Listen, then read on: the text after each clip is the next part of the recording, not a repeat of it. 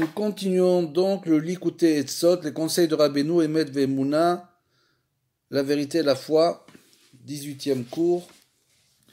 Et nous terminons ce que nous avons commencé sur le mensonge. Keshetirtse leitkalel be'echad ad sheyenichlal achar abriya bebechinat kodem abriya. Quand l'homme désire se fondre dans l'infini divin, dans l'unité divine, jusqu'à ce qu'il soit totalement englobé dans cet infini-là, c'est-à-dire qu'il va arriver à un niveau qui correspond avant la création du monde. Shenikla la charabriya, c'est-à-dire tu es englobé après la création, bebechinat, comme si tu revenais au moment d'avant la création. Qu'est-ce que ça veut dire? Ça veut dire qu'avant la création du monde, étant donné que Hachem n'avait pas encore créé ce qu'on appelle le Chalal HaPanouy, l'espace libre. C'est quoi l'espace libre? C'est l'espace que Hachem a créé pour donner à l'homme la liberté, le libre choix. Avant ce moment-là, il n'existait que l'infini divin. Si un homme arrive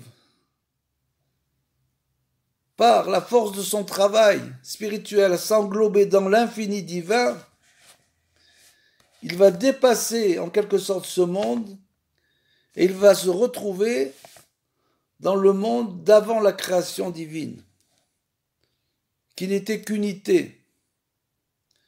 Sheye Kulo Echad, parce que ce monde-là, bien sûr, comme c'est bien connu, que le monde dans lequel on vit, c'est Olama de Peruda, c'est le monde de la diversion, de la diversité, de la séparation. Nous sommes séparés de l'infini divin et tout notre travail, c'est d'y revenir. Dès l'instant où un homme comprend cela, il arrive à s'englober dans l'infini divin, qui est Kulotov, qui n'est que bon, c'est bien sûr au-dessus du monde d'Atsilut, où là-bas il n'y a pas du tout de mal, Kulo Kodesh, entièrement saint, Kemoshaya Kodem Abriya, comme le monde qui existait avant la création du monde, comme on l'a dit, Tishmor et Atzmecha Misheker. Pour cela, pour arriver à ce niveau très élevé, qu'est-ce qu'il faut faire? Il faut se garder de mentir. Donc on voit à quel point le fait de se garder de mentir et de ne dire que des paroles de vérité peut élever l'homme à un niveau dont il n'a aucune idée. Quand il dit Tishmor et Tachek Atzmecha Misheker, tu dois te garder de mentir, tu dois te garder de tromper, de voler, de tricher. Nous devons être des hommes droits, des gens droits. Comme c'est écrit que Derer Eretz Kadma la Torah, avant de devenir religieux, tu dois être quelqu'un de droit. Bien sûr aussi la Torah nous aide à devenir des gens honnêtes et droits, à ne plus mentir. Mais t'es d'abord rakemet, et à partir de ce moment-là, tu ne devras parler que des paroles de vérité.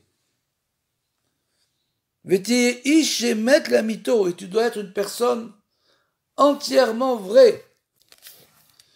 Donc la base de la Torah, c'est d'être un ish emet la mito. Comme on l'a dit, le sceau de Hachem, c'est le emet. Donc nous devons nous rapprocher dans notre vie au maximum de ce que l'on peut du emet. Et pour cela, bien sûr, il y a un prix à payer. Chaque fois qu'on va monter d'un échelon spirituel, on aura chaque fois un prix à payer. On devra abandonner petit à petit, comme le dit Rabbeinu, les ta'avot du Olam Hazé, tous les désirs de ce monde, pour essayer de devenir au moins émettre, d'essayer dans notre vie collective ou privée, dans notre travail, dans notre étude, d'être autant émettre que l'on pourra l'être. Tié ish émet la mito, valier des et tié nichlal bechad. Et grâce à ça, uniquement grâce à ça, grâce au fait qu'on va s'écarter du mensonge, et le mensonge c'est bien sûr quelque chose de très large, c'est le mensonge de la vie, c'est-à-dire que c'est pas juste de mentir, c'est d'avoir une vie qui est une vie dans le mensonge. Et ça va très loin cette histoire, parce que Rabbeinu nous dit même qu'un homme peut se mentir à lui-même. C'est-à-dire que lui-même dit qu'il recherche la vérité, en fait il ne recherche pas du tout. Il se ment à lui-même. Donc il faut essayer de rechercher la vérité, qui émet ou echad, parce que bien sûr la vérité est unique.